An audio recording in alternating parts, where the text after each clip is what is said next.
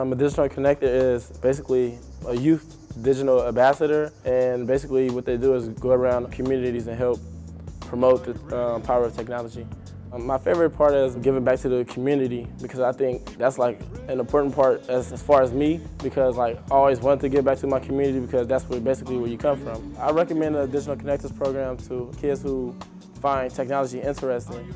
Also kids who just like to work with others, like work with the public, work with a group of friends. It could benefit you in more than just one thing, like instead of just communication, it kind of teaches you self-discipline as well, patience of course.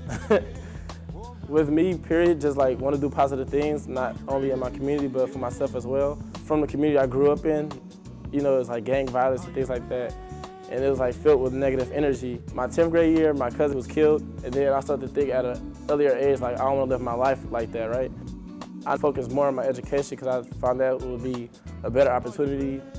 Yes, I want to thank One Economy, and I want to thank Leo Sosa for just keeping me positive.